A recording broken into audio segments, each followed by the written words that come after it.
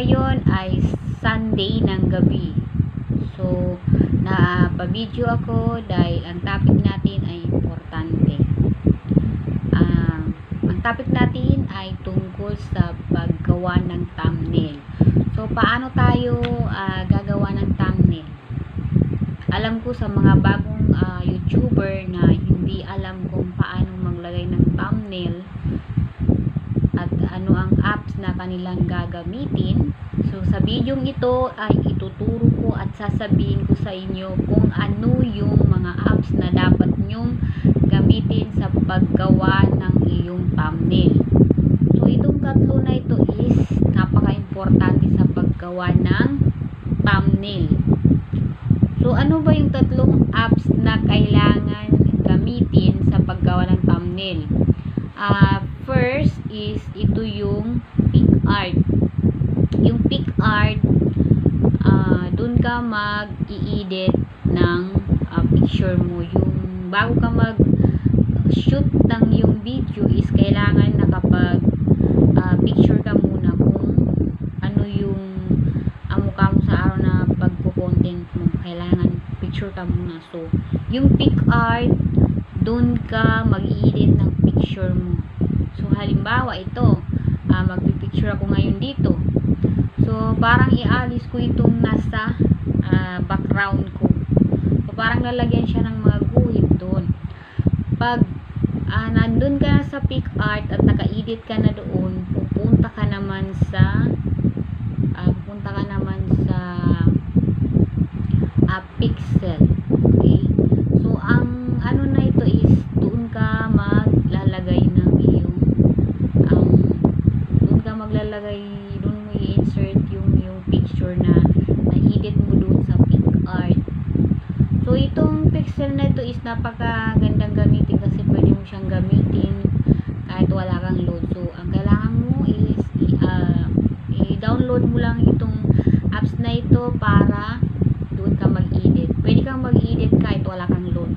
Ito yung kagandahan. Bali, pangatlo, I really high recommended these apps kasi napakaraming gumagamit nito. Even sa ibang bansa, ito yung ginagamit ng mga video vlogger. Okay? So, napanood ko rin itong kasi nagre-research din ako. Mahanap din ako ng idea. Nagre-research ako sa YouTube din kung ano ba yung ginagamit na apps para sa paggawa ng thumbnail. So, nahanap ko ito sa pamamagitan ng aking pagre-research. So, nakita ko siya. Then, ito, sinishare ko sa inyo para magamit nyo rin. So, ang pangatlo is Canva. Ito yung professional na ginagamit ng mga video creator. Yung mga YouTubers, small YouTuber, even sa mga malalaking YouTuber na. Ito yung ginagamit nila. Karamihan sa mga YouTuber, ito yung ginagamit. So, napaka-importante gamitin nyo rin ito.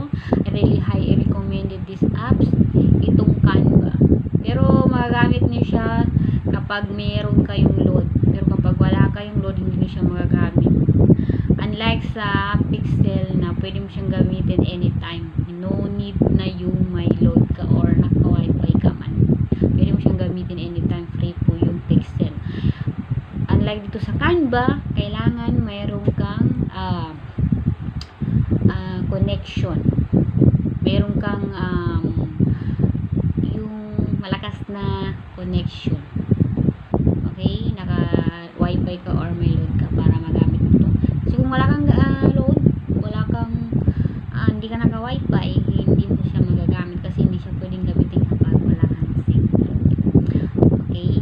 So, sana itong video na to nakatulong sa iyo kung naghahanap ka man ng yung kasagutan kung paano at ano yung mga apps na pwede mong gamitin sa paggawa ng thumbnail. At kung hindi mo pa alam kung paano gumawa ng thumbnail, pwede mo siya i-research. I-search mo lang paano gumawa ng thumbnail at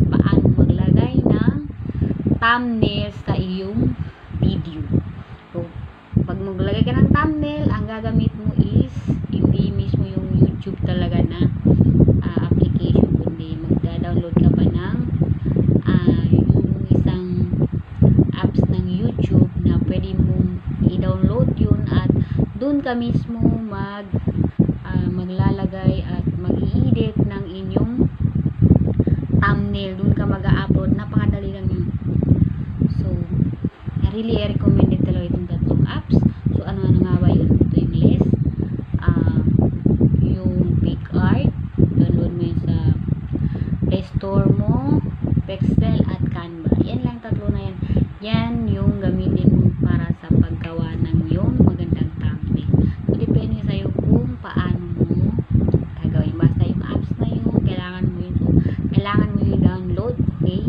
Para makapag-start ka na gumawa ng thumbnail. Kung hindi ka pa nakapag-subscribe, please do to subscribe my YouTube channel para ma-notify ka sa ating mga susunod na video na i-upload dito sa ating YouTube channel.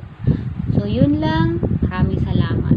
At kapag may gusto kang itanong, pwede ka mag-comment dito sa baba para masagot ko din. Or meron kang gustong i-request, pwede ka mag-request ng pwede kong gawin na video para mapagsilbihan ko kayo. Okay? Para matulungan ko kayo. Gagawin ko yan kapag alam ko. Pero kapag hindi natin kayang gawin, pasensya na po. Okay? So, yun lang. Maraming salamat. Salamat sa panonood.